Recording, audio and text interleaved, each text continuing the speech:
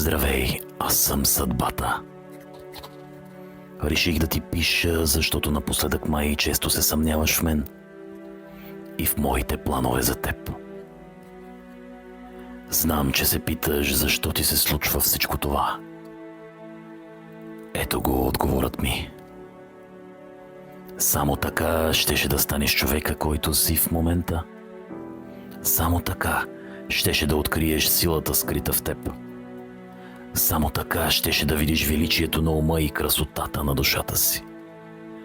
Трябваше да сбъдна някой от страховете ти, за да видиш, че можеш да минеш през тях.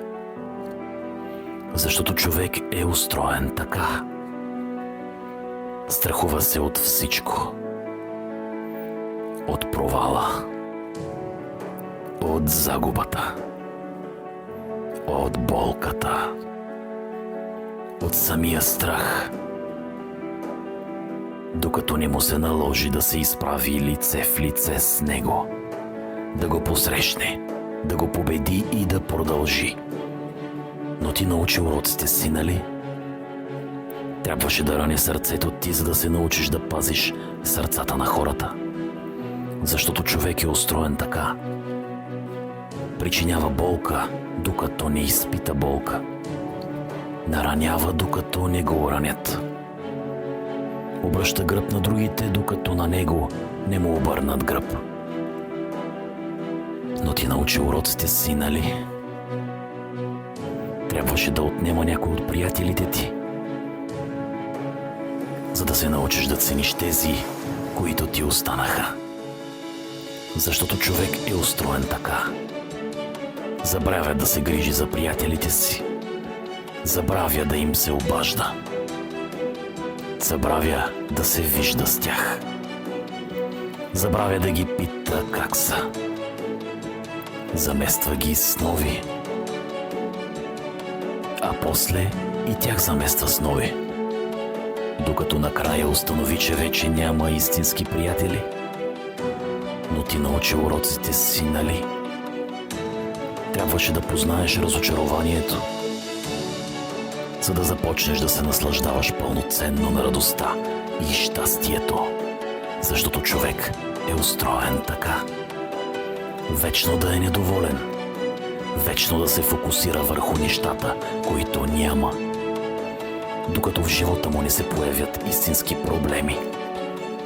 Докато не му се наложи да преодолява истинска драма. Тогава незначителното отстъпва място на значимото.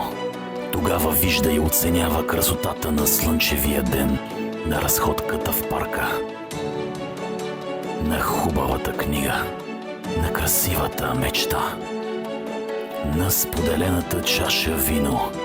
Но ти научи уроците си, нали? Трябваше да те отклони от някой от мечтите ти,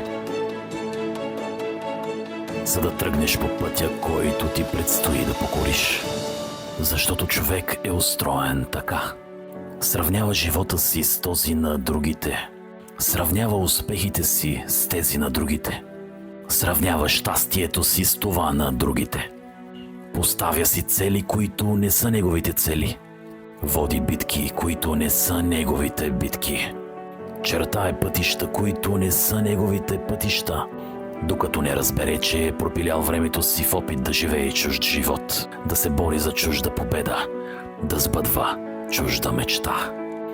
Но ти научи уроците си, нали? И ето те днес тук. Четеш това писмо и виждаш живота си като на филмова лента. Вече знаеш какво желаеш истински. Вече знаеш какво заслужаваш. Вече знаеш на какво си способен и за какво си роден. Не съжалявай за нищо. Не страдай за нищо. Миналото се случи, за да формира настоящето ти, а настоящето ти ще формира бъдещето. Затова живей го мъдро. Спомняй си уроците, грижи се за себе си и не забравяй, мисията ти е една – да бъдеш щастлив. Започни още днес. И помни, ти може би не вярваш в мен, но аз винаги ще вярвам в теб. С обич, съдбата.